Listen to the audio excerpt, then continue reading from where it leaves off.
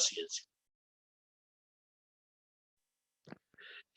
Sí, por otro lado, en cuanto a la idea esta de epistemologías otras, bueno, yo voy a señalar que los que trabajamos epistemología nos hemos visto sorprendidos de pronto porque cualquier cosa hoy es llamada epistemología, ¿no? Entonces hay epistemologías por todas partes, y si mi vecina piensa diferente a mí, porque supongamos que vivió en Tailandia 20 años y se formó entonces en las creencias que dominan en ese país, entonces tiene un modo de pensar muy diferente al mío, una Weltanschauung, digamos, ¿no? Una cierta noción del mundo y de la vida diferente de la mía.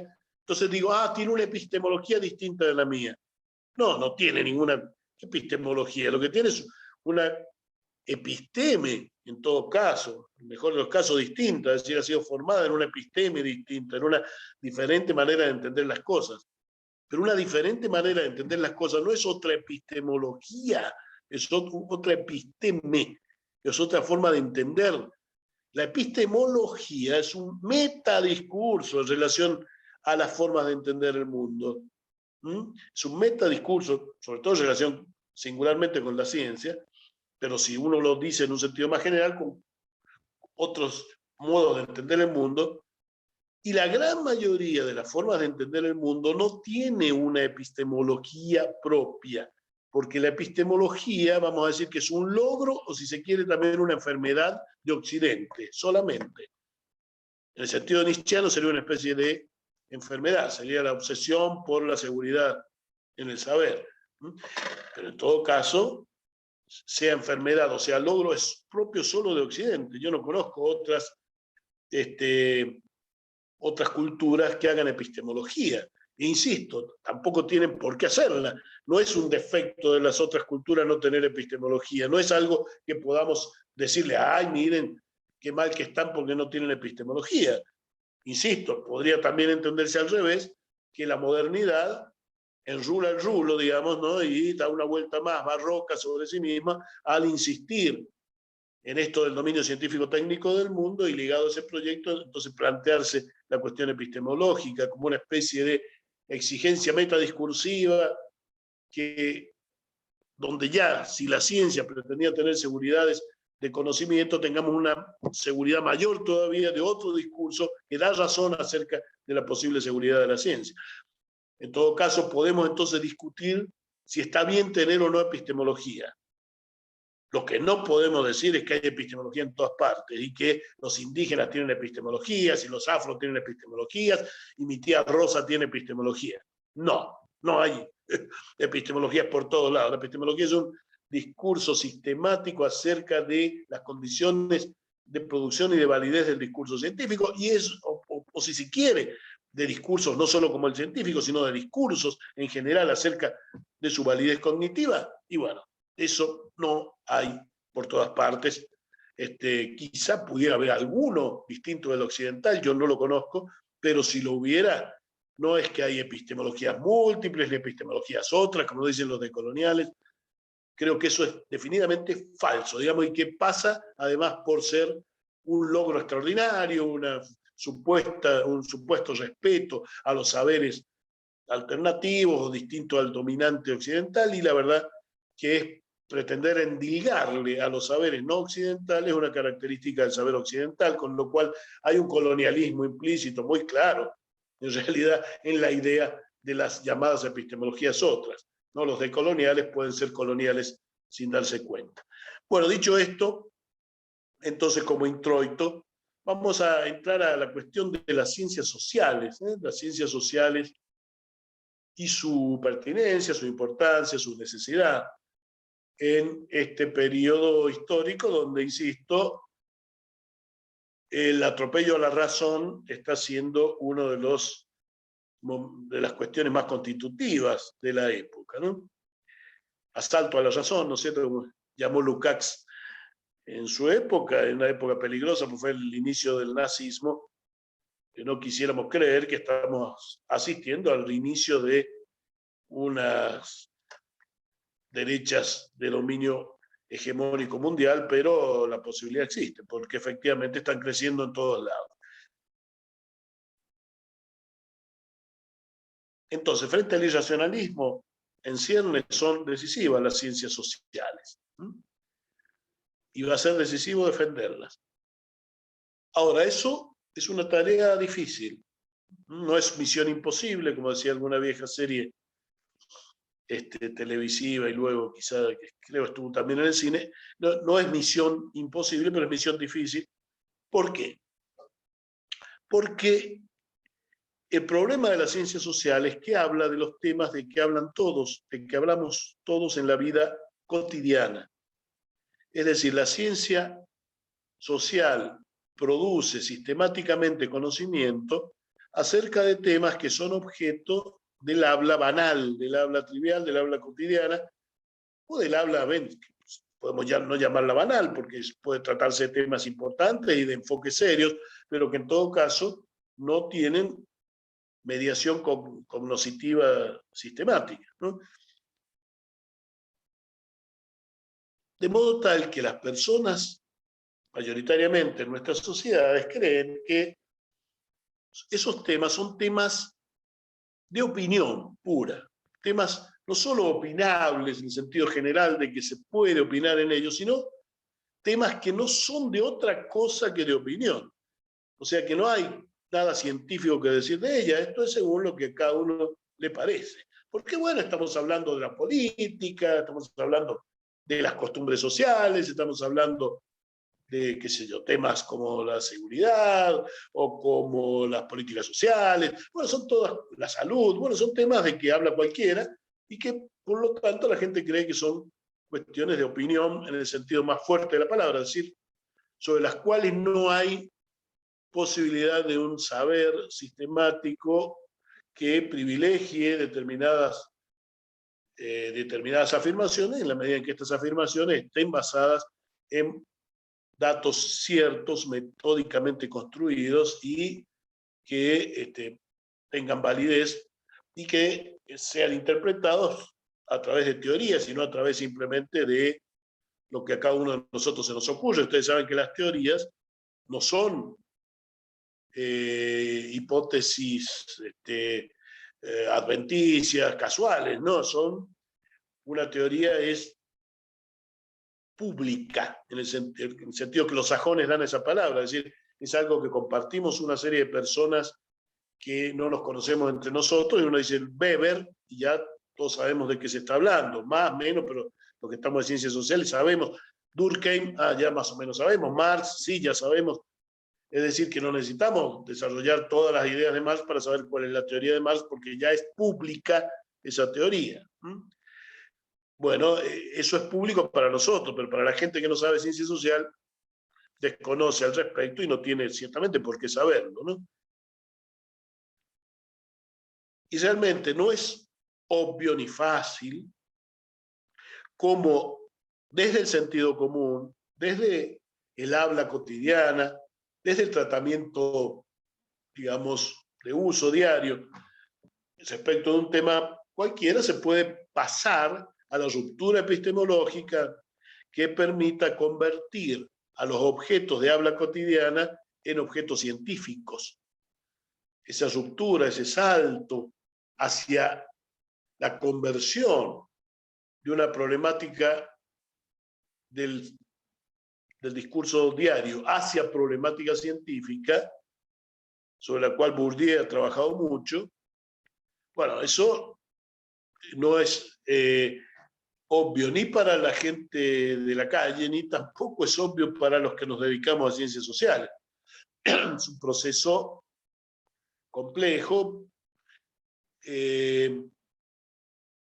Podríamos dar un ejemplo que en el caso argentino fue muy visible, que es el de la concepción sobre la universidad. La universidad argentina, como las de otros países, pero Argentina muy especialmente, porque fue la que produjo por primera vez la reforma, ¿no es cierto?, universitaria, que llevó al autogobierno, la libertad de cátedra, y que luego no solo llevó al resto de América Latina, sino incluso a Europa, fue anterior a las reformas europeas en el mismo sentido. ¿No? Entonces la universidad fue siempre en Argentina motivo de discusión y de debate político muy agudo, muy fuerte. El peronismo, por ejemplo, no estaba de acuerdo con la autonomía, porque decía que era la autonomía de los que estamos dentro de la universidad, entonces es una autonomía de los privilegiados para sí mismos, ¿no? Tiene una especie de democracia que pretende autonomizarse de la democracia social. Entonces, bueno, había toda una discusión, si autonomía sí, autonomía no, por ejemplo, entre otras discusiones, si universidad privada o no, que también fue una gran discusión cuando se dieron las primeras universidades privadas en la Argentina, allá en el año 1958, con el desarrollismo de Frondizi. Entonces, estas discusiones eran discusiones puramente políticas, ¿no? Y en la Argentina nunca había habido otro tipo de discurso sobre la universidad que el discurso político. Entonces, cuando surgió el discurso científico sobre la universidad fue a través, sobre todo, de la figura de un intelectual que yo conocí personalmente, que estuvo exilado en México en su momento, como lo estuvimos muchos, también yo, durante la dictadura argentina. Él se llamaba Pedro Croce, y Pedro Croce, trajo desde México el conocimiento teórico acerca de la universidad, el conocimiento de la universidad como algo que se puede trabajar conceptualmente, qué tipo de organización académico-administrativa se dan en las universidades, cuáles son mejores, cuáles peores, en qué país se dan unas, en qué país se dan otras, modos de financiamiento, modos de planificación, modos de evaluación, leyes universitarias. Bueno, todo esto estudiado de una manera sistemáticamente científica, como lo han hecho Guy Nive, por ejemplo, o Burton Clark, o una serie de autores que son autores que han producido la idea de la universidad como objeto de análisis. Entonces, en la Argentina apareció de pronto las revistas, congresos, artículos sobre la universidad como objeto de estudio, que antes nunca lo había sido. La universidad era objeto de discurso político o ciencia que hablaba de lo que se decía en términos políticos, pero que no tenía ningún discurso científico propio. Y eso se construyó como objeto.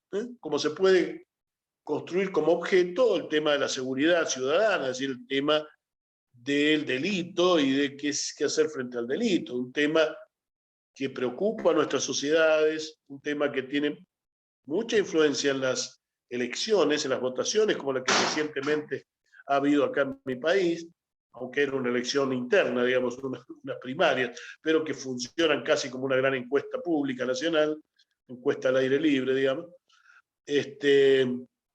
Va a haber la elección en serio, entre comillas, ¿no? La elección ya para los cargos los cargos directamente en el Parlamento dentro de 2 meses, ¿no? Pero lo cierto es que digo, el tema de la seguridad es un tema que influye mucho allí y sobre el cual hay muy poco saber propiamente científico, ¿no? Sin embargo, bueno, en Flaxo, por ejemplo, allí en Quito existe toda una área que se dedica a trabajar temas de seguridad ciudadana, ¿no? Y hacerlo de una manera sistemática, con datos, con teorías diversas, etcétera, acerca del delito. O sea que entonces se puede volver aquello que es objeto de la palabra cotidiana en objeto de ciencia, ¿m? A través de entonces una ruptura con las prenociones y con el lenguaje cotidiano, la construcción de un nuevo lenguaje técnico, pero la población esto no lo advierte, ¿no? Pues no tiene nada que ver con eso, es decir, no conoce acerca de lo que se produce en las ciencias sociales, y estas a su vez tienen problemas para llegar de alguna manera, siquiera como divulgación, a los distintos sectores sociales, ¿no? Entonces, la diferencia entre conocimiento y opinión no está presente a menudo en la sociedad. La diferencia entre conocimiento científico provisto por las ciencias sociales y opinión libre y absolutamente, digamos, desinformada, no está aclarada. Y la ciencia social tiene que lograr lo más posible llegar a hacerse conocer y a imponer que que en temas sociales las ciencias tienen algo que decir y que no es según lo que la libre opinión de cada uno pueda implicar, ¿no? La diferencia entonces entre conocimiento y opinión y entre datos y especulaciones no está socialmente establecida en temas de interés social. Por ejemplo, voy a decir un par de prejuicios que son muy visibles. Uno, que existe en todos nuestros países, de que los pobres son vagos, ¿no? Los pobres no quieren trabajar porque la mayoría de los desocupados están entre los pobres. Y si eres desocupado, eres pobre a su vez, o sea que eso se realimenta. Y por lo tanto, en tanto los que están más arriba del sistema social y tienen mejores posibilidades educativas, mayor capital simbólico o mayor capital, sobre todo económico, que se acompaña a veces del mejor acceso al capital simbólico, bueno, esos sectores ciertamente tienen mayor posibilidad de trabajo. Como ven que entre los sectores populares hay más gente, un porcentaje mayor que no puede trabajar, que no trabaja, no que no puede trabajar, sino dice, bueno, no trabajan. Ah, bueno, es que son vagos, no buscan trabajo. Si buscaran, conseguirían. Bueno, en la Argentina tenemos hoy más del 10% de desocupados formalmente determinados como tales, y probablemente sean más de los que están registrados. Entonces esto significa que hay una gran cantidad de desocupados y que para ellos hay planes sociales, de ayuda, etcétera, que son vistos por los sectores hegemónicos como especie de limosnas que esta gente no merece porque no quiere trabajar, ¿no? Entonces, bueno, hay todo un prejuicio sobre eso que es muy difícil de erradicar, pero donde las ciencias sociales tienen algo que decir, ¿no? En cuanto a que si no hay condiciones de empleo y producción de inversión estatal o privada para producir empleabilidad, difícilmente haya trabajo, ¿no? Otra cuestión es que la inseguridad se supera, el delito, digamos, se supera el delito, no el de guante blanco, esa es otra cosa, y ese delito, uno de esos, produce más pérdidas económicas que 100 o 1000 delitos de los de abajo. Pero los de abajo suelen ser violentos directamente, cosa que los de arriba no necesitan, porque tienen el poder económico de ser grandes empresarios, o el político, o una mezcla de ambos, o el financiero.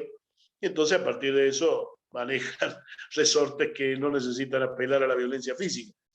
Los de abajo sí, por lo tanto son delitos más evidentes y más lesivos para el que los recibe, con lo cual son los que aparecen como objeto de preocupación de las clases medias y altas, ¿no?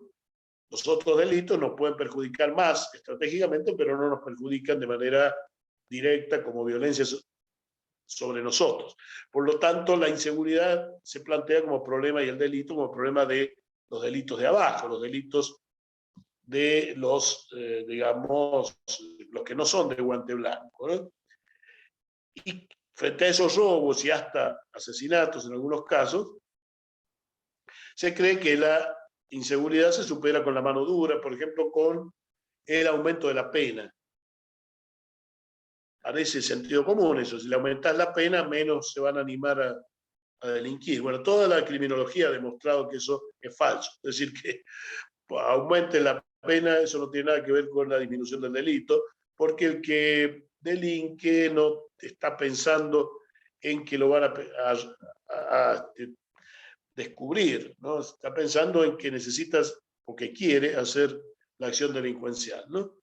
De modo tal que no es aumentando la pena, y está demostrado eso, ¿no? Que al que está pensando que va a robar, que la pena sea de 15 años, de 25 años, le da igual, ¿no? Luego ya verá si le toca, lo agarran, y si le toca recibir una pena, ¿qué hace con eso? Pero antes del delinquir, no. Entonces, bueno, el sentido común es, no, pero ¿cómo? Le cambiamos la pena y seguro que va a haber menos delincuentes. Entonces, los sentidos comunes funcionan mal sobre los temas sociales, pero las ciencias sociales tienen algo que decir al respecto, aunque por supuesto eso no significa que a la gente simplemente con escuchar lo que diga alguien desde la ciencia social le va a hacer caso. Eso hay que luchar contra prejuicios, eso es una cuestión dura, pero ciertamente hay que exigir datos, hay que exigir métodos, hay que exigir conocimiento cuando se habla de los temas, sobre todo en los medios, y por supuesto en parte también en las redes,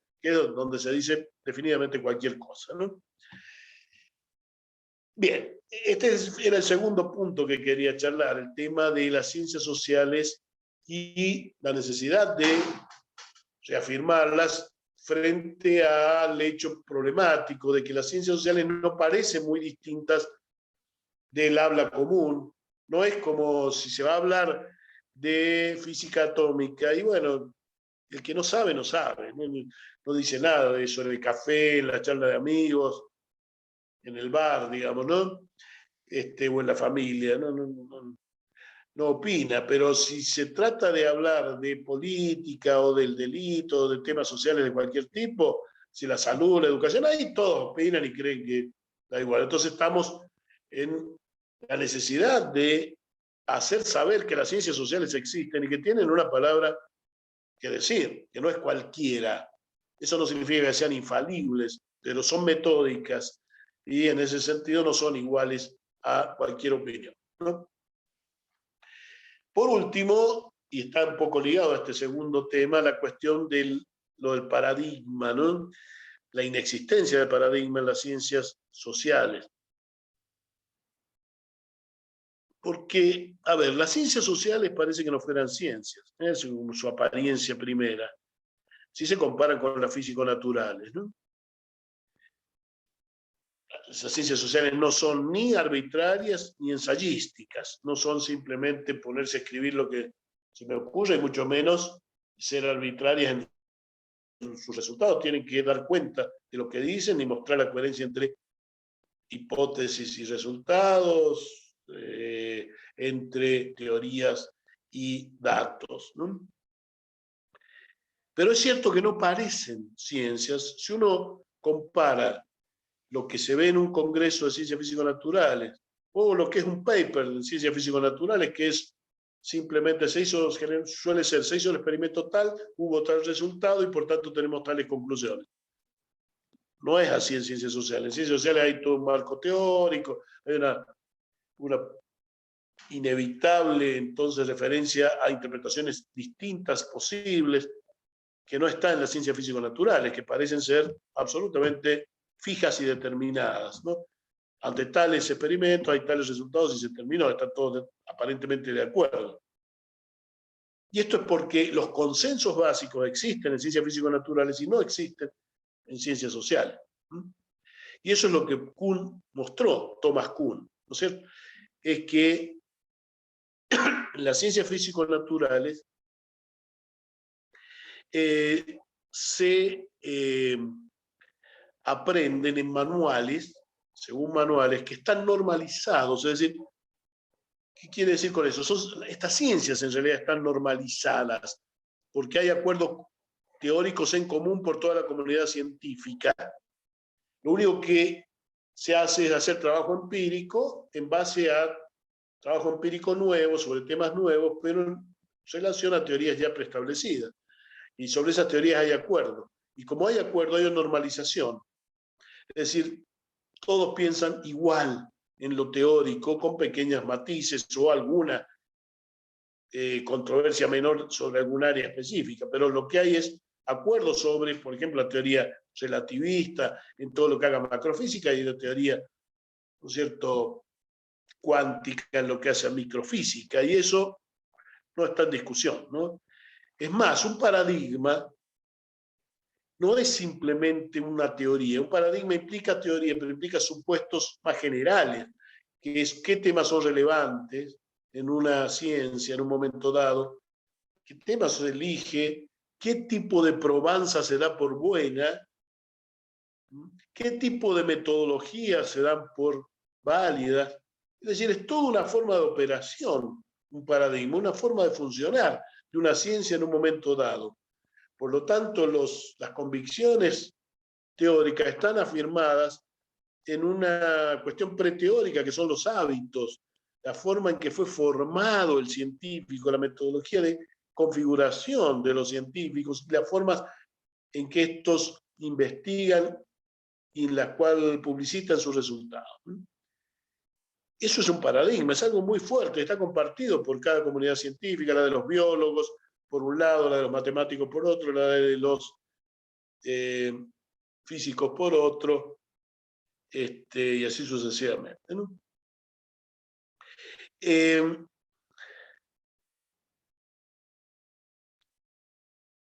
En cambio, esto todos sabemos que no existe en ciencias sociales, donde hay posiciones teóricas diferentes que son simultáneas. Y esto yo por lo menos lo adquirí. Esto es un hecho, esto no se puede discutir. Efectivamente, hay acuerdos en la ciencia físico-natural y no lo hay en las ciencias sociales. Y la no existencia de esos acuerdos teóricos en las ciencias sociales lleva a que un congreso de ciencias sociales sea un lugar donde todos discuten contra todos, por decir así, cosa que en ciencias físico-naturales no se da, de modo tal de que la apariencia de un congreso de una y otra ciencia es completamente diferente, y la de un paper o un artículo también. Así que, claro, parecemos poco científicos a quienes están acostumbrados a las formas de las ciencias físico-naturales. ¿Por qué creo yo que se da entonces este hecho evidente, las diferentes formas de funcionar de ciencias sociales y físico-naturales entre sí? Y se da porque en las ciencias sociales existe la ideología, existe la valoración. Si alguien no quiere hablar de ideología, existe lo axiológico, lo valorativo. Y ese es un nivel inevitable de lectura de cualquier texto sobre lo social y por tanto también de las ciencias sociales. Y como no nos podemos poner de acuerdo en la ideología, porque como dijo Althusser alguna vez, la ideología es eterna, digamos, va a existir mientras existan los seres humanos y las sociedades, por tanto siempre vamos a tener diferencias ideológicas y estas se van a expresar en diferencias interpretativas, dado que hay un nivel en el cual una teoría científica implica una cierta valoración de cuál es la sociedad buena, que puede ser totalmente implícita, pero que está presente, ¿no? En todo caso, entonces hay fuertes diferencias entre ciencias físico-naturales y sociales, pero no son tan grandes como Kuhn mismo lo planteó cuando dijo que las ciencias sociales estaban verdes, que eran preparadigmáticas y que por tanto no eran ciencias. Esa forma taxativa de dejarnos fuera del plano de lo científico, que después el medio la corrigió Kuhn de una manera no muy precisa, como marco yo en el artículo del libro que ustedes están viendo, de Epistemología y Sociedad. Lo cierto es que tampoco son tan diferentes, porque es verdad, dos cosas que aparentemente no se dan. Parece que las ciencias físico-naturales no tienen desacuerdos, todo el mundo está de acuerdo en todo, y parece que no usan teoría, porque como se ha naturalizado la teoría, y esto es lo principal, se naturaliza la teoría y por tanto se la lleva, pero de modo automático y no se dan cuenta que la tienen, entonces las ciencias físico-naturales parece que son la constatación simple de lo que hay en el mundo. Parece que no usan teoría, que ven las cosas como son, entre comillas, cosa que es un imposible, absolutamente. La mediación de la mente, de la percepción y del lenguaje son absolutamente inevitables para cualquiera. Pero ellos no lo saben eso y por tanto creen que actúan de manera, si se quiere, la teoría es un auxiliar para hablar de cosas que ellos están viendo tal cual son, sin mediación, ¿no? Y esto es un error garrafal de vista, pero es la apariencia que da el hecho de que están todos de acuerdo en la teoría. Entonces, ellos tienen teoría igual que nosotros, también usamos teoría, ellos también. Solo que ellos están de acuerdo en la teoría y nosotros no. Pero ellos sucesivamente cambian de paradigma y por tanto cambian de teoría. Quiere significar esto que ellos también tienen desacuerdos teóricos, solo que en ciencias sociales los desacuerdos son simultáneos y en físico-naturales son sucesivos. Y como los anteriores están superados y pasan a ser considerados pseudociencia, ciencia fracasada o, en fin, simplemente ciencia olvidada porque ya no tiene vigencia, bueno, pareciera que está todo claro, las cosas son como hoy se ven y la ciencia se asume a sí misma, ciencia físico-natural, en un presentismo total. Por tanto, la gran diferencia entre ciencias sociales y ciencias físico-naturales es que las ciencias físico-naturales tienen paradigma y las nuestras sociales no. Alguien dirá, pero ¿cómo? No se habla de paradigma marxista, funcionalista. Bueno, es una forma amplia de usar la palabra paradigma. Por supuesto que las palabras se pueden usar para diferentes cosas y uno podría llamarlo paradigma, pero entonces se vuelve confuso por una razón, que es que en el sentido de Kuhn, que es el más usado en ciencias sobre paradigma, está mal usada la idea para ciencias sociales. Alguien podrá a su vez decir, bueno, ¿y qué me importa lo que decía Kuhn? Yo quiero usarlo así, se acabó. Bueno, usted úselo como quiera, pero el problema es que eso demuestra que usted no se da cuenta para qué sirve la noción de Kuhn de paradigma, que es mostrar que existe acuerdo en toda la comunidad científica y que por tanto el que está dentro de un paradigma ni se da cuenta que está en el paradigma, está automatizado en él, está naturalizadamente ubicado en él. Es como la ideología dominante, digamos, está totalmente, digamos, íncita en el sujeto y el sujeto, por lo tanto, carece de toda noticia sobre ella. Actúa automáticamente el guión que esa ideología, o en este caso ese paradigma, le da. Por lo tanto, no sabe que está en el paradigma, cree que está en una relación natural con las cosas. Entonces, mucho lo que hay que advertir que significa paradigma, porque el paradigma nos muestra cierta ingenuidad de las ciencias físico-naturales.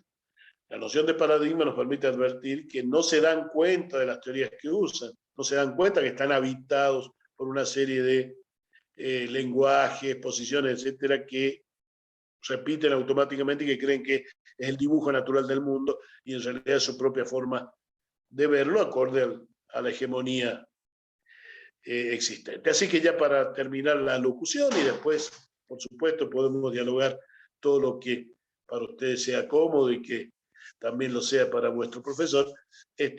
Agrego una última cosa, entonces,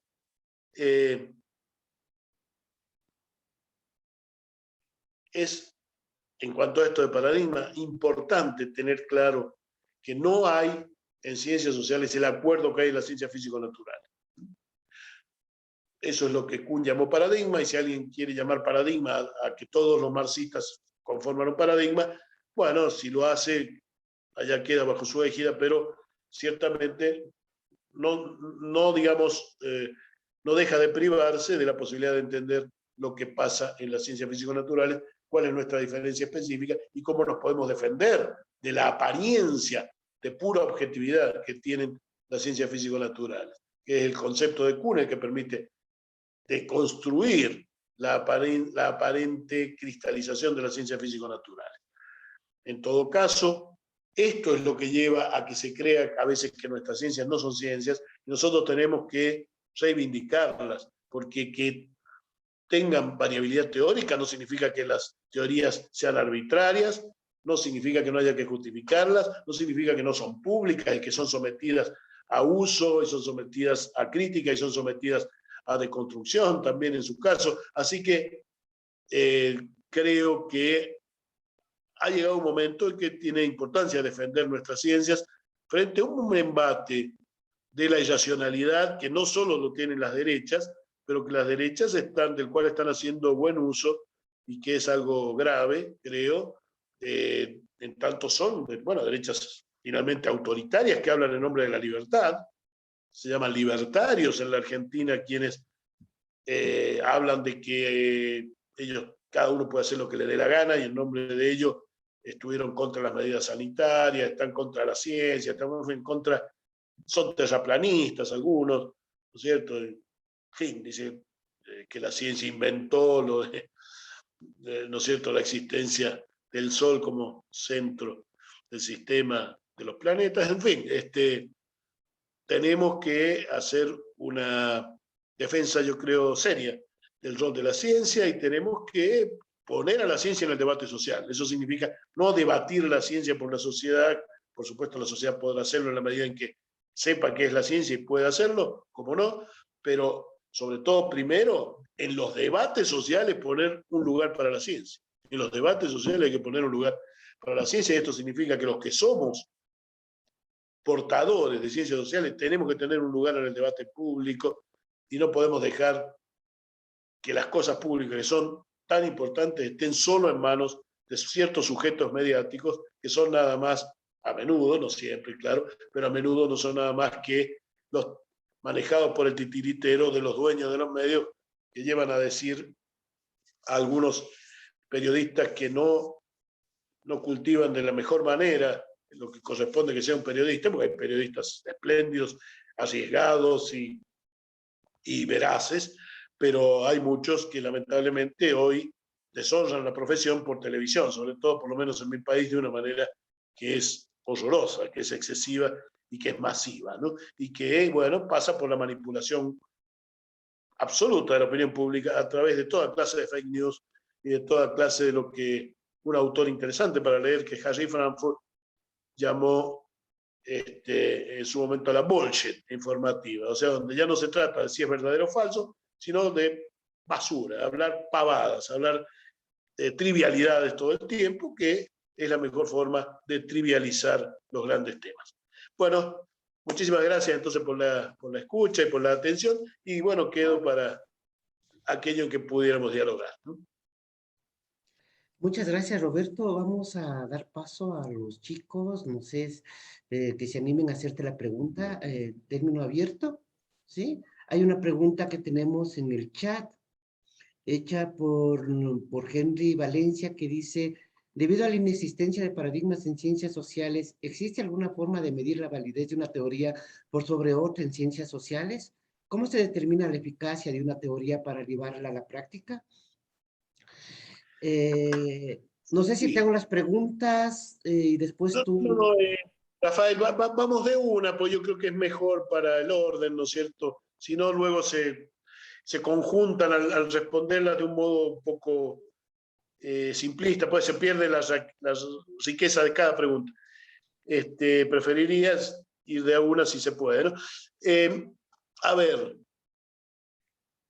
obviamente que no vamos a estar todos de acuerdo en cuáles son las mejores teorías, cada uno va a defender la propia, digamos, y no hay, es decir, sí hay, ¿no es cierto?, esquemas, epistemologías que darían preeminencia a unos y otros, pero eso lleva la misma discusión a otro nivel, porque supongamos en una epistemología bachelardiana, sin duda que Marx estaría más interesante que el funcionalismo, ¿no?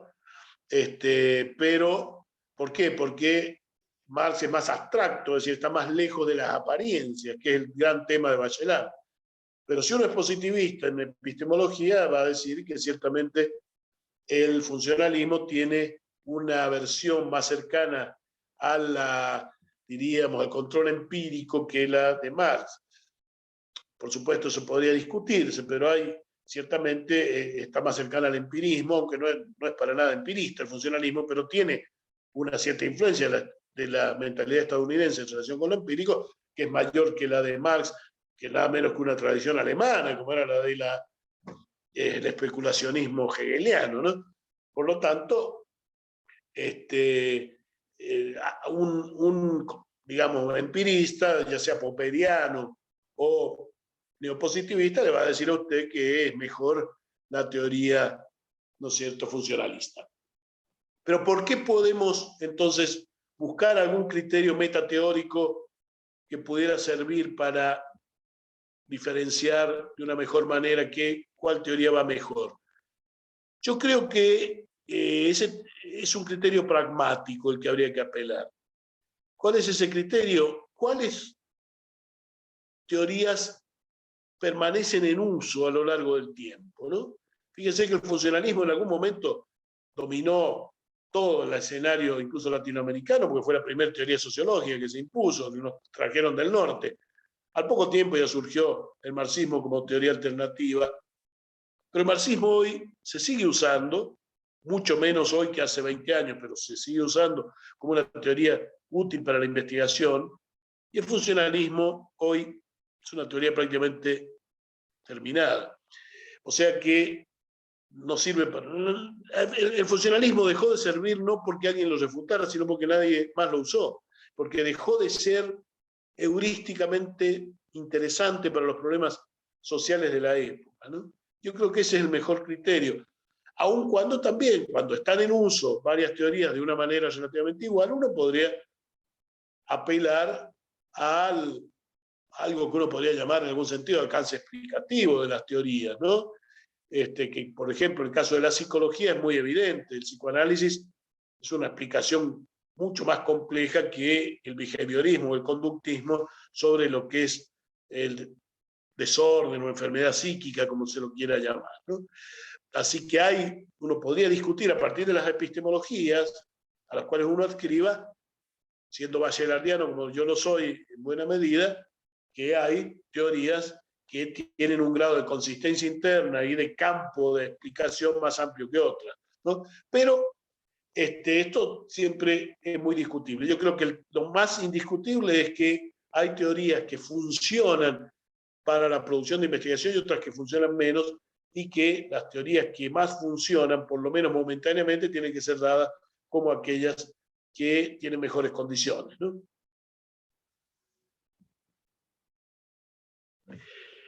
¿Estarás muteado? No, a Que ver, no te... Roberto, ahí creo que está, ahí me escuchas. Mira, José Terán pregunta lo siguiente: si los paradigmas en ciencias sociales son diferentes a los paradigmas de las ciencias fácticas, según Kuhn, ¿de qué forma serán las revoluciones científicas dentro de las ciencias sociales?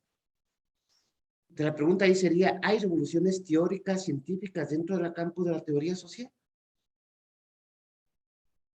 Bueno, que es una pregunta interesante que quizás sí, no me la he formulado yo, así que me obliga a pensar, ¿no? Sí, hubo algo en el desarrollo de la pregunta que habría que aclarar. Pues dice, si los paradigmas en ciencias sociales son diferentes a los paradigmas en físico natural. Bueno, no, yo sostengo que no hay paradigma en ciencias sociales, ¿eh? No es que sean diferentes los paradigmas, no. En sociales no hay y en físico naturales sí hay, ¿no? Entonces, sí, la función de la teoría puede ser distinta porque efectivamente las teorías en ciencias sociales no hacen paradigmas, en ciencias físico-naturales sí hacen paradigmas. Algunas, las que se imponen, ¿no? Yo diría que hay teorías cuyo alcance, digamos, epocal, no ha producido paradigmas, pero sí ha modificado todo el campo de la explicación. Voy a dar algunos ejemplos, y hay muchos. Marx, Durkheim y Weber en ciencias sociales, estos llamados clásicos, cada uno de ellos, cuando se impuso, no logró que todos fueran weberianos o todos fueran durkheimianos. No, es decir, no lograron hacer paradigma, porque eso no existe, y siempre había frente a Durkheim, por ejemplo, los viejos diltayanos, de Dilthey, ¿no es cierto?, que planteaban el tema de la comprensión contra la explicación causal que planteaba Durkheim, ¿no es cierto? Luego viene Weber, y por supuesto Weber no desplaza totalmente a Durkheim, porque Weber plantea también el tema, qué sé yo, de los tipos ideales, o también la cuestión de la comprensión contra la explicación causal pura, digamos, de Durkheim, y bueno, no todos se dice, bueno, no quiero más a Durkheim, me paso a... Pero sin embargo, es cierto que cada una de estas tres teorías, por ejemplo, en sociología, pero ciertamente la sociología fue la primera ciencia social e influyó sobre otras, produjo, yo diría, una especie de cambio de posiciones de todos los demás. Es decir, es como si entrara un gran actor de pronto que obliga a redefinir a todos los demás presentes en esa disciplina, y aun cuando otros mantengan la misma posición de antes, van a tener que responderle a porque este es muy fuerte. En cambio, si viene Pepito, digamos, no sé, viene otro autor menor, y nadie le responde porque no adquiere peso suficiente. Desde ese punto de vista, uno podría decir que Marx, Durkheim y Weber fueron revoluciones científicas, sin serlo exactamente en el mismo sentido que en las ciencias físico-naturales, pero yo diría obligando a una modificación de posiciones del conjunto de las otras posiciones que están previamente constituidas en el campo. El caso del estructuralismo en todas las ciencias sociales, cuando aparecieron Lévi-Strauss, ¿no es cierto? Ya luego, qué sé yo, Roland Barthes, Althusser, Lacan, bueno, una revolución tremenda. No es que todos se volvieron en psicoanálisis lacanianos, ni todos los antropólogos se volvieron levi-straussianos, pero hubo que responderle a Lévi-Strauss y hubo que responderle a Lacan, ¿no? Así que me parece que, poquito pensando en voz alta, ¿no? Porque insisto en que no me había planteado esa pregunta en esos términos, es una muy interesante pregunta, y bueno, este es un intento todavía germinal, claro, pero un intento de respuesta a esa inquietud, ¿no? Roberto, hay una pregunta de Miguel Ángel Pillago que dice, ¿qué es lo que se puede rescatar de las teorías o metodologías que plantean la así llamada epistemología latinoamericana? ¿Qué es esto de la epistemología latinoamericana? Me suena a mí también muy próximo a estas posturas de la filosofía latinoamericana tipo Dussel, etcétera. Sí, bueno, yo he trabajado bastante últimamente sobre las llamadas filosofías latinoamericanas y bueno, comparto muchas posiciones valorativas con mi comprovinciano Dussel, que conocí además no en mi provincia, sino en el exilio en México, ambos. Así que bueno, he compartido algunos destinos, diría, con Dussel a partir de, bueno, posiciones ideológicas y de la búsqueda de la emancipación latinoamericana, así que no me siento lejos de esas banderas, digamos, y de esos valores, pero sí me siento en disidencia con algunas posiciones, y respecto de Dussel he escrito más de un artículo crítico, ¿no?, de su postura. En algunos aspectos, hay otros que comparto, pero realmente, a ver, me parece que vale la pena reivindicar la singularidad latinoamericana. No solo vale la pena, es necesario. Y es necesario captar cuánto de colonial puede haber en tomar sin más las teorías producidas para otras realidades y no hacer algún tipo de repensamiento de las mismas. En eso estoy totalmente de acuerdo. Pero no estoy de acuerdo en algo que Dussel no señala, pero otros latinoamericanistas, tipo Miñolo, etcétera, sí, ciertos decoloniales, que es el rechazar las teorías que han surgido de Europa, ¿no? Bueno, eso sí me parece un poco insólito, ¿no? Porque, por ejemplo, en la Argentina no hay nada más criollo y más gauchesco que el caballo del gaucho, el caballo y la guitarra.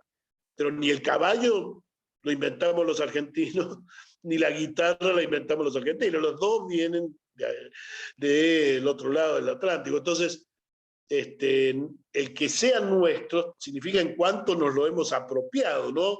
Que haya surgido necesariamente de aquí.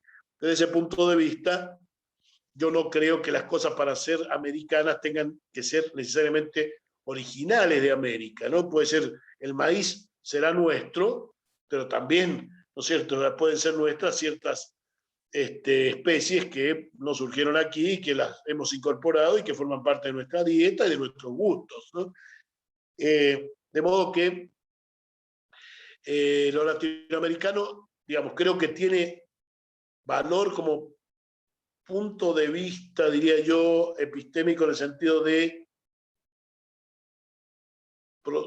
legitimar discursos que vayan por la mayor justicia social posible, por la mayor equidad posible, por la mayor emancipación posible, ¿no?, de nuestros países y de nuestros pueblos como sectores sociales dentro de nuestros países.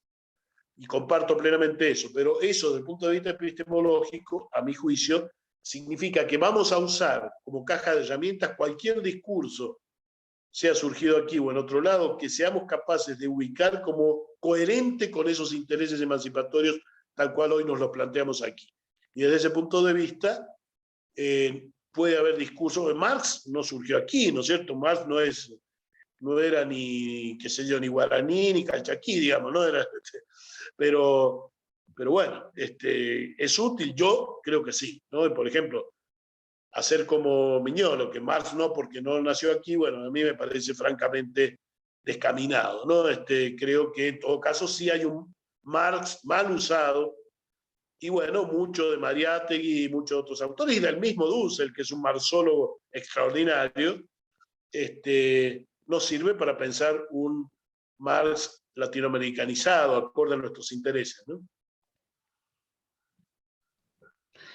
Gisela Landazuri te pregunta, ¿considera que en un futuro las ciencias sociales tendrán igual aceptación científica que las naturales? De ser así, ¿cuáles serían los motivos de ello? Bueno, voy a traer malas noticias, pero por lo menos en mi percepción, puedo equivocarme, claro, no hay pensamiento sobre el futuro, decía Hegel, ¿no? No hay concepto del futuro.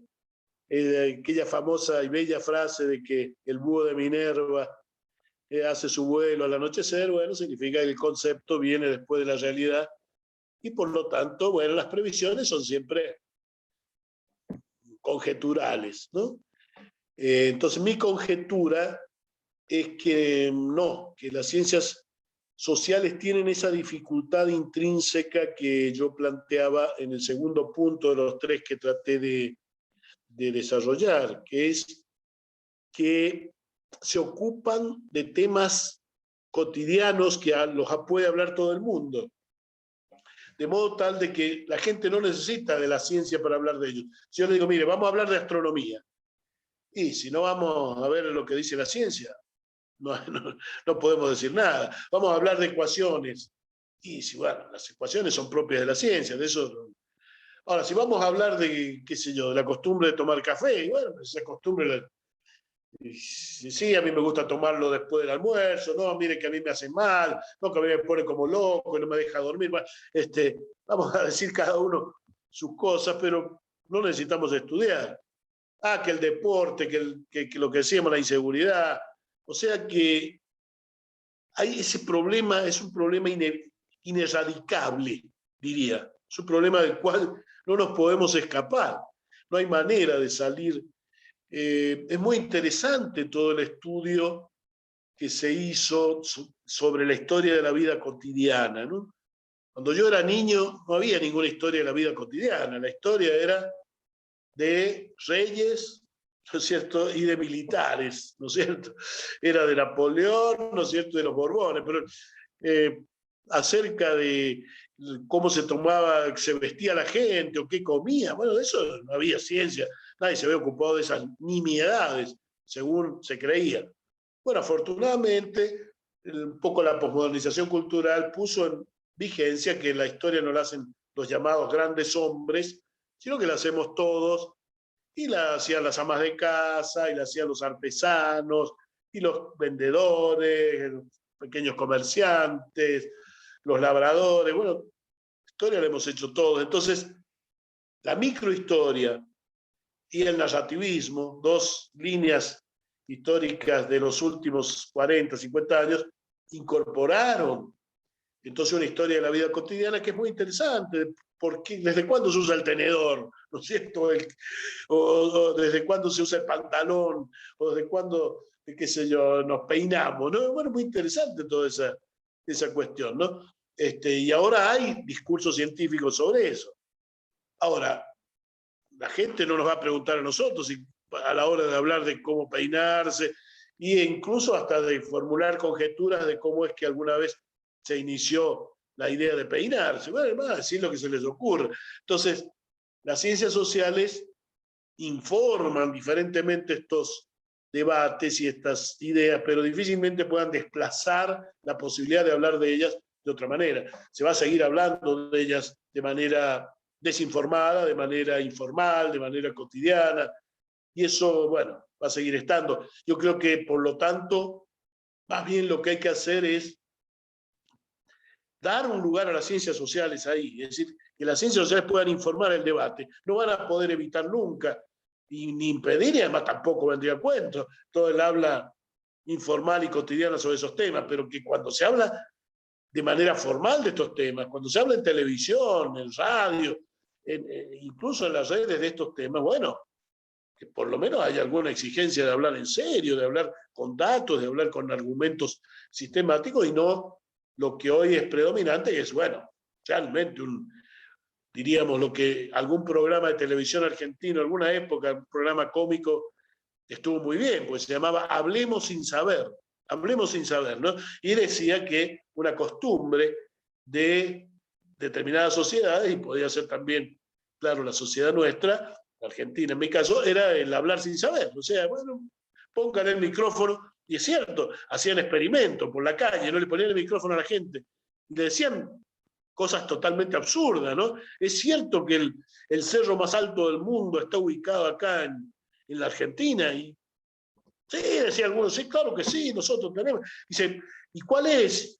Y algunos se inventaban, ¿no? No, si yo sé, el cerro Tupungato, qué sé yo qué, o algún cerro que habían escuchado alguna vez, y decían cualquier cosa, pero lo decían con aire a veces de conocimiento, ¿no? O sea, es inevitable que la gente diga ciertas cuestiones en situaciones informales, que incluso se sienta mal de decir que no sabe, entonces diga lo que se le ocurre, pero que era una costumbre muy mexicana, por ejemplo, en México, que era que la gente en México no suele decir que no, es muy cortés. Entonces, en vez de decir que no, hacen un sí muy singular que uno tiene que darse cuenta que significa no. Pero es bastante difícil eso de aprender para los que no estamos en esa cultura. Entonces, cuando uno preguntaba por una calle, ¿no? ¿De dónde está, qué sé yo, la calle Vasconcelos? Entonces le decían, no, pues vaya por ahí, no, pues ahí va por la esquina y luego pues le sigue. Bueno, y uno iba a dar a cualquier parte, ¿no? Porque esa persona a menudo no sabía, pero no nos quería decir que no sabía, ¿no? Entonces nos decía cualquier cosa, ¿no? Y nos mandaba a algún mal lugar, ¿no? Así que bueno, creo yo que no va a ser posible la erradicación, digamos, y una imposición fuerte de la ciencia social como, digamos, un discurso que se haga más hegemónico, ¿no? Eh, Te voy a leer cómo está formulada la pregunta de Paola Intriago. ¿Qué es lo que podríamos hacer para que la teoría no se quede estancada únicamente en lo teórico? ¿Es posible facilitar el estado de una revolución científica en las ciencias sociales sin la necesidad de estancarse en el conflicto de los paradigmas que conllevan estas? Está Pues el formulado. conflicto de los paradigmas va a estar sí o sí. Digamos, nos guste, no nos guste, eso no es cuestión de opinión, eso está y se acabó. Es la forma en que funcionan estas ciencias. Es más, uno podría decir, bueno, al día que haya un paradigma en ciencias sociales quiere decir que estamos en un estado totalitario, ¿no? Que quizá en la Unión Soviética hubo algo parecido a un paradigma, pero no era mundial, era solo ahí. ¿Por qué ahí? Porque el que decía otra cosa no podía decirlo, entonces, si quería decirlo. Entonces, no, eso no es un paradigma, ¿no? Entonces, no queda otra que admitir que las ciencias sociales tienen una dimensión valorativa y que vamos a estar entonces conviviendo con esas diferencias. Pero te pediría que por favor, Rafael, me puedas repetir la pregunta porque me fui en este detalle y olvidé un poco a dónde iba el núcleo. O sea, ¿qué es lo que podríamos hacer para que la teoría no se quede estancada únicamente en lo teórico? ¿No? Esta idea de que la teoría solo dialoga consigo mismo, ¿no? Y sin darnos cuenta que la teoría siempre dialoga con lo fáctico, ¿no? Va por ahí. Yo creo que una de las cuestiones más importantes de esta época es advertir la importancia de medios y redes. Estamos en un mundo electrónico, ahora estamos, ¿no es cierto?, a través de una plataforma electrónica, ¿no? Que ya es una buena costumbre de lo poco que hemos podido tomar de bueno de esta pandemia y que va a quedar seguramente más allá de ella. Pues nos permite un diálogo fluido a distancia, ¿no? Eso es algo extraordinario, ¿no? Ahora, operar entonces en y sobre los medios y las redes. Es cierto que los medios llaman a quien se le ocurre a ellos, y si no nos llaman no vamos a ir a ellos. En las redes se puede participar de manera más activa, pero no vamos, qué sé yo, no es fácil imponer en espacios como las redes, donde se impone la cultura de la cancelación y la cultura del jijiji, jajaja, bueno, etcétera, imponer modos diferentes de funcionar, pero sí se los puede sostener. Y eso sí, se sostener sistemáticamente y obligar entonces a otros a que sí actúan, digamos, solo respondiéndonos en esos términos tan primarios, queden en una situación asimétrica en relación a quien puede proponer, bueno, cierta argumentación y ciertos datos, ¿no? Y a los medios, bueno, hay medios alternativos, siempre hay medios que los hay muchos en radios, por ejemplo, comunitarias en Ecuador. Y si no, bueno, los medios hegemónicos siempre tienen pequeñas grietas, espacios parciales, fisuras, a partir de los cuales yo creo que es muy importante que la ciencia social se exprese. Yo creo que no hay nada más problemático que nuestras ciencias sirvan solo para hacer papers o artículos, como los llamemos, que leen solo nuestros congéneres, ¿no es cierto?, en la universidad, y nadie más, y que no iluminan, no sirven a germinar en la sociedad. Yo creo que es tarea nuestra, no siempre remunerada, no siempre bien apreciada en las evaluaciones académicas, en fin, me hago cargo de eso. Yo he hecho mucho de eso, todo lo que puedo, y lo sigo haciendo, pero a la hora de que me consideren académicamente, eso casi no importa. Esta charla que estoy dando sí importa para esas cosas, pero si en cambio enseguida hablo por una radio, como hago muy a menudo, eso no importa, o sea, eso no me lo considera, o importa, pero muy poquito. Entonces, pero sin embargo, no vale para las evaluaciones académicas, pero sí vale para el valor social de la ciencia, ¿no? Y no de la ciencia, sino vale para la autorreflexión que la ciencia social le puede permitir a la sociedad. Que eso es lo que Habermas decía que hace la ciencia social, el pensamiento social. Es decir, ser el insumo de la autorreflexión social. Y eso me parece que es, vaya si es un aporte, ¿no? Así que, bueno, creo que para ir en ese sentido hay que hacer un esfuerzo grande de intervención, ¿no? Y de salir de lo endogámico, ¿no? De arriesgar la palabra en un lugar que es muy disímbolo en relación a la academia.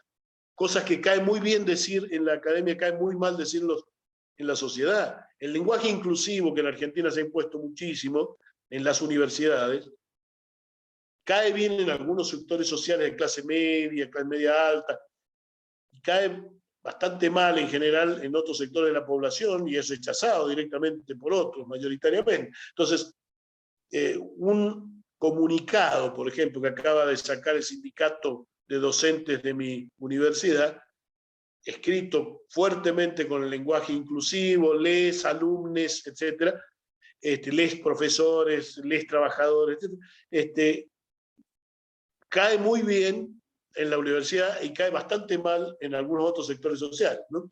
Entonces, yo creo que la endogamia no es buena porque nos permite hacer creer que ciertas cosas que entre nosotros funcionan igual afuera. En todo caso, si estamos convencidos de que es bueno el lenguaje inclusivo, tendremos que ser conscientes de que va a haber que hacer una larga tarea de pedagogía social en ese sentido, ¿no? Yo no soy partidario de él, pero otros sí, y bueno, tienen todo el derecho y les parece bien, pero bueno, entonces una larga tarea de pedagogía social. Pero allí tenemos que saber que entonces cosas que en el aula funcionan muy bien, decir, por ejemplo, bueno, porque Marx, tal cosa, bueno, en la academia generalmente eso cae más o menos bien. Ahora, si yo voy a cualquier radio de alguna o cualquier medio social y me pongo a hablar de mucho de Marx, y rápidamente muchos me van a acusar de ser un subversivo, tener ideas extrañas, en fin, no es algo que a la mayoría de la sociedad le parezca obviamente positivo. Con esto lo que quiero decir, producir la posibilidad de hablar mediáticamente y de trabajar fuertemente hacia las organizaciones sociales, que es otro tema distinto a los medios, y con las organizaciones sociales, bueno, implica también adecuaciones de nuestras prácticas, de nuestros lenguajes, que no son obvias, ¿no?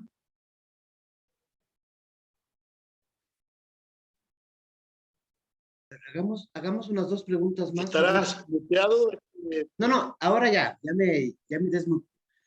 A ver, María Isabel Dávila te pregunta, en este proceso de defensa de las ciencias sociales, del sentido común y la irracionalidad, ¿es necesario para ello que quienes ocupan puestos de poder y tomas de decisión en temas políticos sociales tengan una formación profesional en ciencias sociales para tener un mejor manejo de la sociedad? No necesariamente, ¿no es cierto? La gestión es muy distinta, claro, a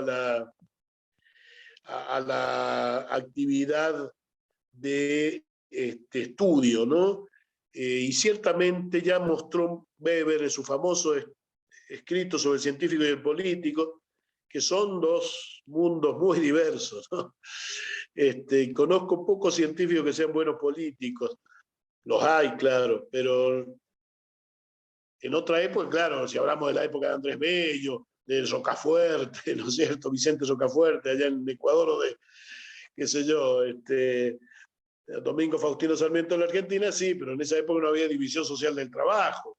En 1880, entonces Sarmiento era militar, político, periodista, qué sé yo, novelista, bueno, era todo, ¿no? pero hoy nadie puede ser todo, porque cada uno de los roles está fuertemente diversificado, ¿no? ¿Qué quiero decir con esto? Que ser un buen gestor no necesariamente implica saber ciencia, pero sí habría que tener buenos asesores, en ese caso científicos, eso sí, y no siempre se los tiene, y si el gestor es suficientemente ciego o autosuficiente para creer que no necesita asesores que lo informen, entonces estamos mal. O sea que la ciencia es necesaria como insumo.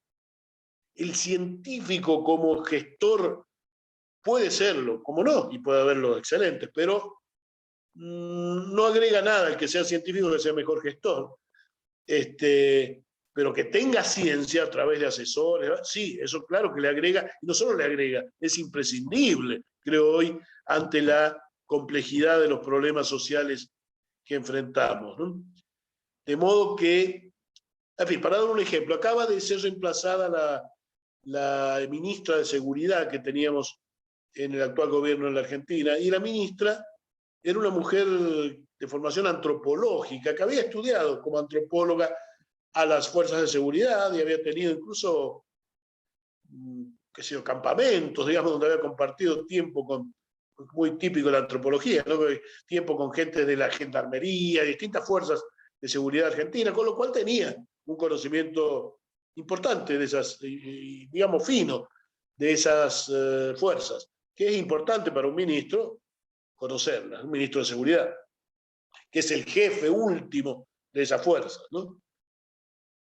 Pero no digo que fue una mala ministra, porque no lo fue, pero tampoco fue descollante, tampoco fue demasiado buena, porque claro, era una típica estudiosa, era una investigadora del CONICET, era una investigadora del sistema de investigadores de la Argentina, ¿no?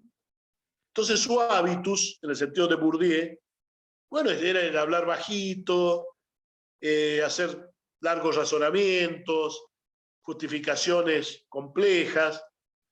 Bueno, eso está bien que lo haga un científico y lo haga donde tenga que hacerlo, y si se puede, capaz que en un medio también, aunque hay que aprender el lenguaje del medio, hay que ser más rápido allí, ¿no?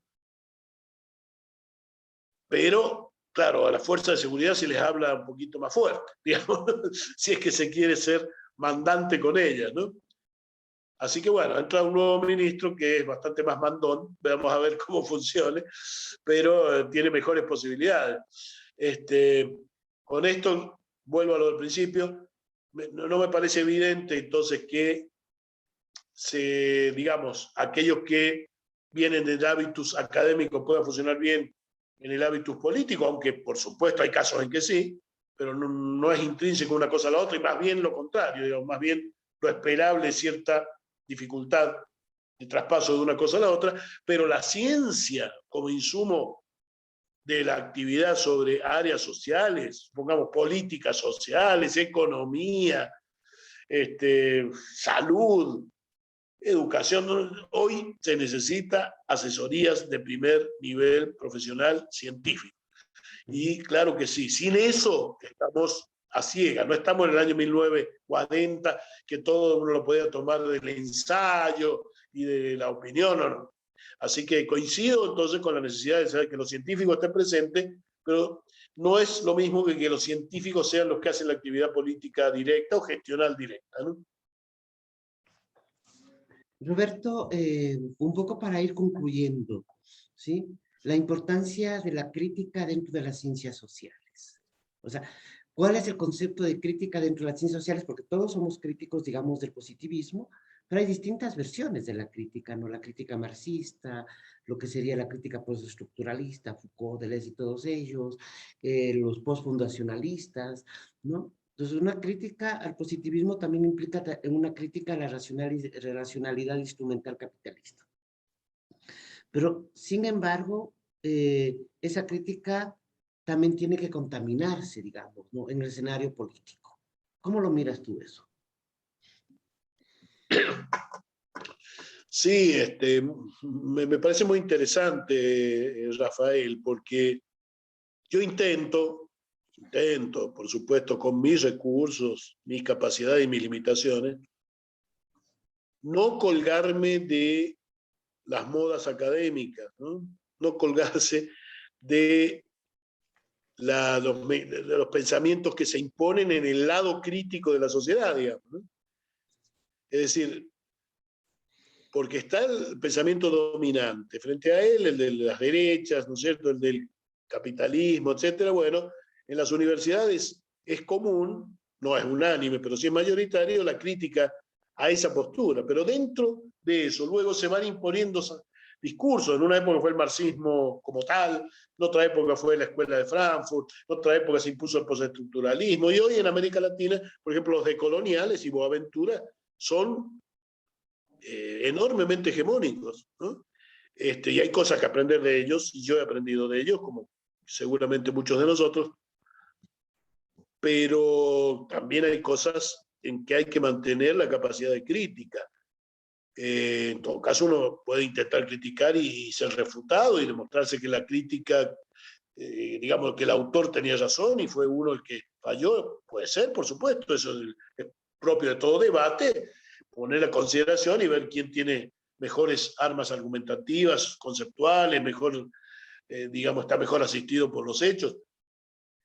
Pero lo que no me parece bueno es el que se imponga casi como un paradigma, vaya la paradoja, un pensamiento determinado. Voy a dar un ejemplo, porque me pasó y yo lo cuento siempre esto, porque fue muy flagrante y me impresionó a mí mismo, ¿no? Como profesor de epistemología, me dejó poquito abismado la experiencia, ¿no? Yo daba un curso en una universidad de la provincia de Córdoba, un doctorado sobre ciencias sociales, y lo que daba tenía aspectos de epistemología, pero no era solo epistemología, era cuestión más ligada al pensamiento social en Latinoamérica. Y ahí hicimos referencia a Boaventura de Sousa, ¿no? Yo a él lo conozco personalmente, él me invitó a mí a escribir en uno de sus libros, y estoy allí, en uno que se llama, ay caramba, creo que Filosofía Prudente, bueno, para una sociedad decente, algo así, ¿no? El prudente y decente están en ese título, cualquiera lo puede ver en el currículum. Bueno, y no es exacto como lo he dicho, pero prudente y decente son los dos adjetivos. Quiero decir, he tenido alguna relación con él y es un hombre realmente brillante, ¿no? Además, una máquina de sintetizar ideas en cada momento histórico y de producir ideas nuevas, ¿no? Pero en base a esto, lo que sucedió allí fue muy curioso, porque yo hice la crítica que hice hace rato acá, un poco simplificada por el tiempo, de la cuestión de la ecología de saberes, ¿no es cierto? Esto de que todos los saberes juntos dialogan en paridad de condiciones y producen determinado tipo de, digamos, resultados según cuál es más emancipatorio, etcétera, o cuál es el mejor para la emancipación, o cómo se combina. Bueno, hice la crítica a esta y ocurrió algo medio raro, que fue que vino de pronto la directora del posgrado, que había sido también una exilada política, que había estado en Suecia, y que la noche anterior, recién nos estábamos conociendo, bueno, me había invitado junto a otros colegas y otras colegas a tener una cena, habíamos charlado, me había contado de su exilio y nos habíamos encontrado en pensar que esa experiencia existencial muy fuerte que es el exilio, pero en condiciones muy distintas. Ella había estado un tiempo en África, era muy interesante la historia, así que fue muy cordial toda la charla. Al día siguiente, cuando ella entra al aula, me escucha a mí hablar críticamente sobre Boaventura, ¿no? Bueno, esto le molestó bastante, incluso despertó un poco de ira, ¿no? Fue una reacción bastante visceral, ¿no? Y bueno, evidentemente ella adhería mucho a las ideas de Boaventura y le parecía un poco sacrílego, un poco impropio que yo las criticara. Con lo cual me respondió de una manera bastante fuerte. Yo también le respondí de modo, diríamos, no como una directora, sino una colega con la cual estoy en desacuerdo. Y bueno, ¿no? Y se armó ahí una bataola interesante, a tal punto que un estudiante, un hombre mayor, claro, un posgraduante, por lo bajo, ¿no? Cuando en un momento me dice, oiga, todo esto estaba estaba preparado, ¿verdad? O sea que creyó que estábamos haciendo una especie de teatro, ¿no? Un role-playing, digamos, que habíamos hecho para que la cuestión fuera más interesante, más dinámica, ¿no? Una discusión. Pero no, no era eso, no, era en serio la cosa, ¿no? Bueno, terminó el asunto y queda que tenía que hacer la evaluación. La evaluación era un trabajo escrito que había que presentar sobre un tema que le interesara a cada estudiante. Los estudiantes, a los 2 meses, no sé, un tiempo prudencial, enviaron sus respectivos trabajos y la mitad de los mismos, por lo menos, si no más, tomaba elogiosamente a Boaventura. Pero en ningún caso, ni uno, mostraban haber registrado lo que yo había dicho. No es que decían, mire, el profesor se equivocó, está bien, desacuerdo con el profesor o no me gusta lo que dice el profesor. No. No existe lo que dijo el profesor. Nadie lo había escuchado. Después de que se había armado una discusión con la directora de la carrera y que había sido una discusión bastante agria, digamos, ¿no? Nadie se acordó de eso. O sea, en el sentido de que sí, habrá sido una anécdota, una discusión, pero lo que se había dicho ahí no tenía ninguna importancia porque la posición de Boaventura se había configurado como un paradigma. O sea, estaba totalmente naturalizada. Era lo que estaba bien y se acabó. O sea, fuera de cualquier discusión o de cualquier debate posible, ¿no?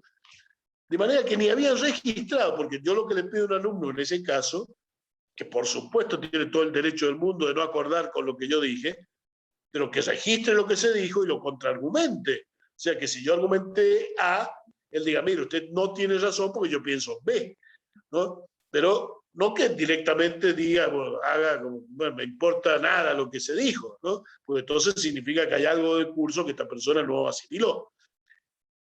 Traigo esto a colación entonces, Rafael, para plantear que hay que ser, creo yo, ¿no? Hay que buscar la actitud de ser crítico de lo crítico. Es decir, que la actitud de ser crítico tiene que ser una actitud constante que es metateórica, que no es que estoy en tal teoría y por eso soy crítico. No, soy crítico y por tanto siempre soy capaz de poner un margen de crítica a cualquier teoría que aparezca, pero también, digamos, aquellas que se me ofrecen como la mejor forma actual de la teoría crítica, ¿no?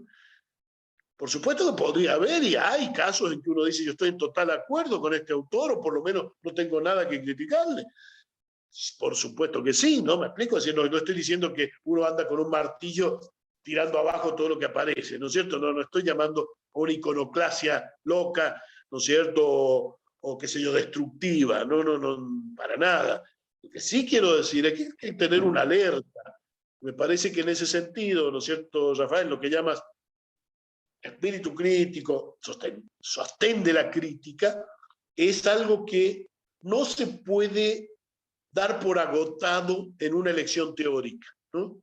Eso es lo que me parece importante. No es decir, yo ya soy crítico, porque yo soy marxista, soy crítico. Bueno, yo soy decolonial, soy crítico. No, son teorías que buscan ser teorías críticas, pero si uno es crítico, uno lo más probable es que diga, estoy de acuerdo con esta teoría en A, B, C, D, J, pero en K no tanto, y en L no.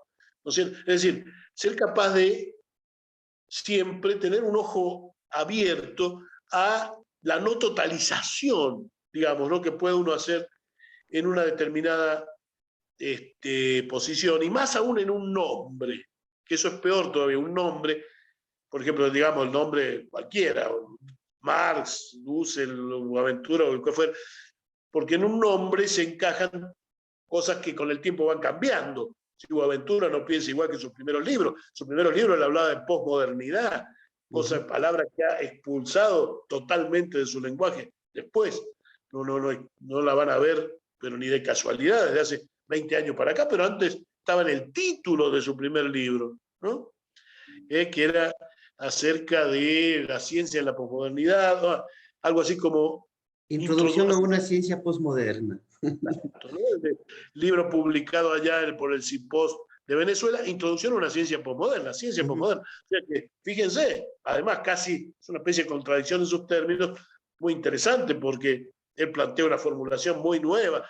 Bueno, pero habla de posmodernidad, hoy no habla. Entonces, cuando uno dice, bueno, yo adhiero a un autor, es muy confuso porque el autor en realidad ha dicho cosas distintas en distintos momentos. Entonces, uno puede adherir a cierta obra o a ciertos momentos, pero no puede adherir a lo que el autor dice, por decir así, porque el autor dice muchas cosas, ¿no es cierto?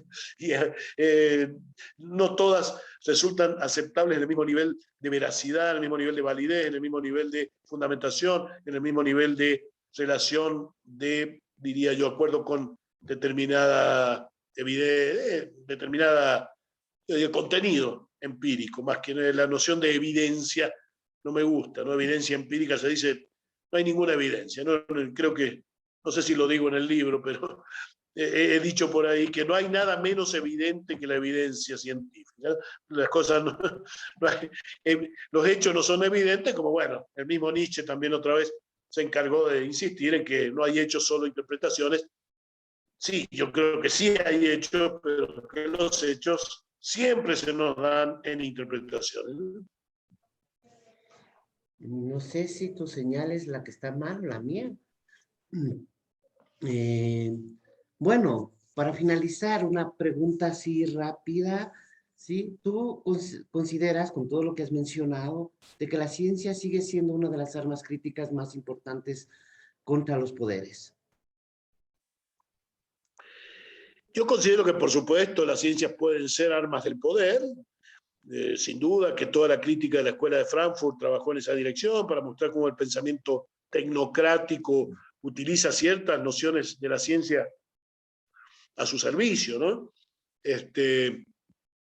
Y bueno, por una especie de ingeniería social, todo esto que plantea Popper, ¿no es cierto?, de ordenar los problemas y manejarlos con tecnócratas que además liquidarían cualquier debate público porque el tecnócrata sabe y el debate público sería completamente inútil.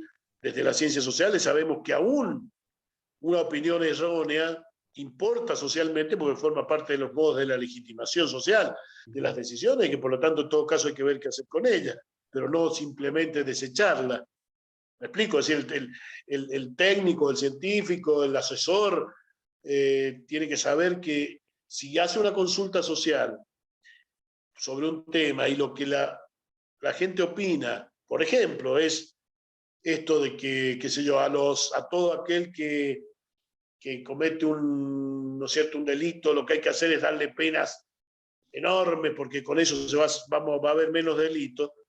Bueno, nosotros tendremos que tomar en cuenta que no vamos a hacerle caso a la gente y tomar esto como una orden, pero sí vamos a saber que la población piensa así y que en todo caso hay que dar una respuesta a esto, hay que explicar cosas para que la población no se sienta decepcionada de que las políticas no vayan en esta dirección y no sienta que, bueno, no se vea deslegitimadas las decisiones que tomemos, ¿no?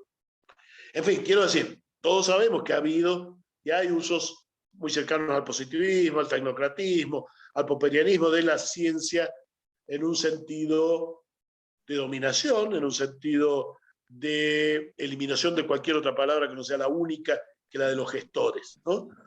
Y sin duda que el mundo del capitalismo avanzado por mucho tiempo se legitimó de esa manera y hoy ya esto no rinde tanto fruto, pero algunos rinde, y no es que eso haya desaparecido, ¿no? Pero la ciencia crítica sí, entonces tiene que estar fuertemente, perdón,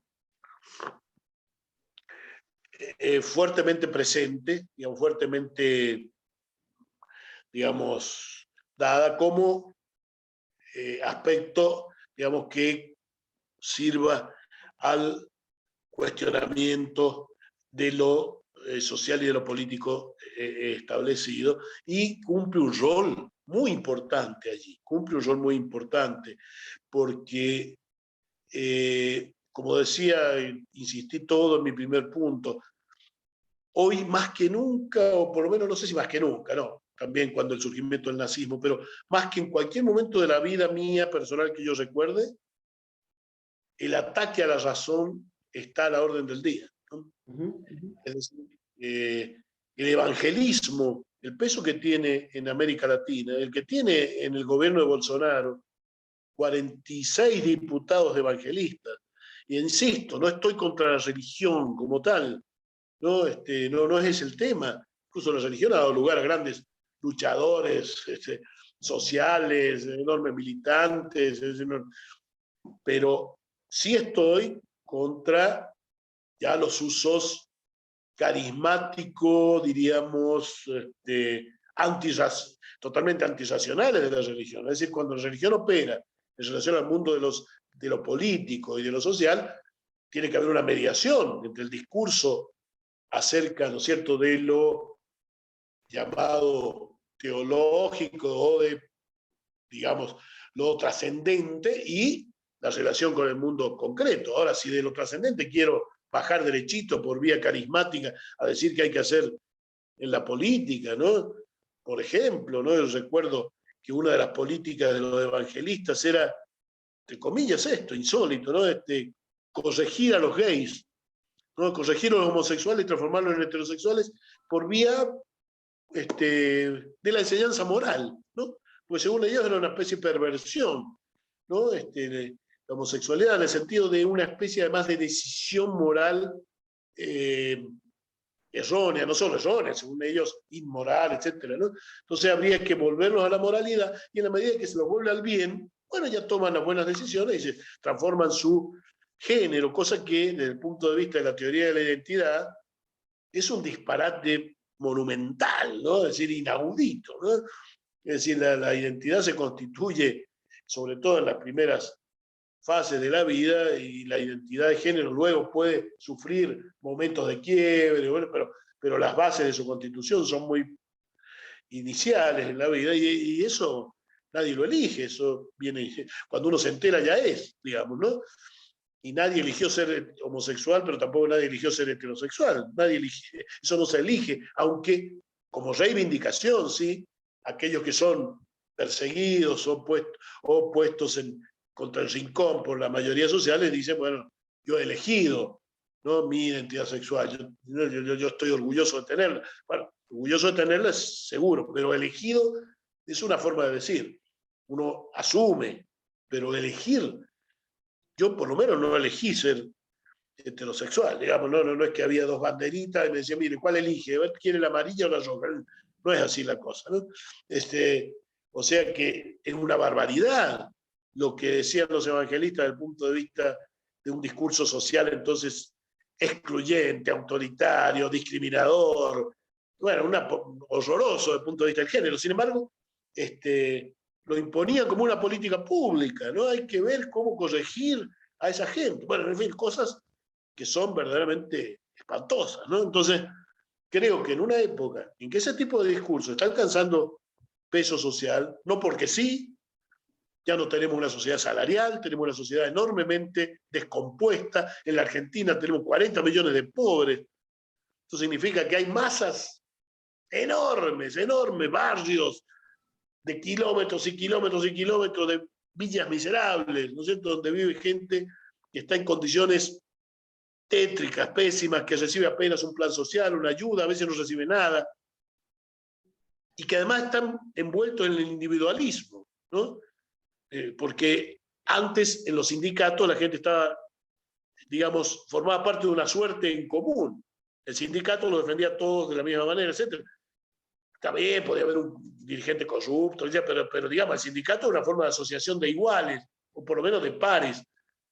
En cambio, en estas condiciones actuales, son todos desocupados, uno hace una changa, el otro otra, uno consigue un trabajito 3 meses, el otro no. Entonces uno mira al vecino y ve que el otro está un poco mejor, dice, ¿qué se cree? ¿No? ¿Y por qué está mejor que yo? Ah, seguro que a este le arregló con alguien del gobierno. No, seguro que este otro tiene un amigo en la municipalidad. O seguro que, claro, sí, esta tipa debe hacer vaya a saber qué cosas, porque consigue cargo. Bueno, es decir, changas, ¿no? Algún puestito momentáneo. Entonces se vuelve insolidaria la relación entre los pares, gente que está al borde de la muerte de hambre, ¿no? Entonces vivimos en un momento donde la posibilidad de los discursos irracionalistas, redentoristas de derecha y demás, funciona bien. Digamos, el asociativismo y la conexión solidaria hay que construirla, no está dada como una especie de a priori como estaba hasta hace unos 50 años atrás, por lo menos en los sectores populares, ¿no? La desarticulación social, la ruptura del tejido social es enorme, ¿no? Y esto es un tema grave, ¿no? Para pensar entonces en cómo funcionan las alternativas políticas, cómo se construye hoy bloque social alternativo, ¿no?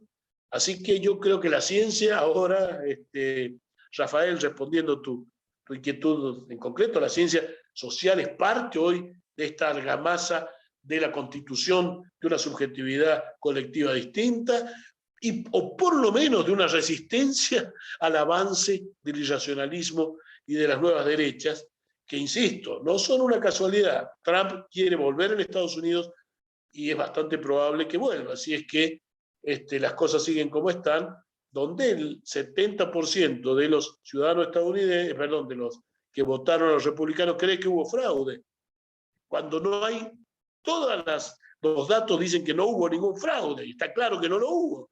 Pero como ellos quieren creer que lo hubo y les conviene creer que lo hubo, y hoy en las redes uno se convence de lo que quiere, aunque sea totalmente falso, entonces yo te digo a vos que fue un fraude y él le dice al otro y el otro al otro, y todos decimos sí, hubo fraude, bueno, somos todos del mismo partido, del mismo grupo, pero no importa, somos millones que decimos que hubo fraude.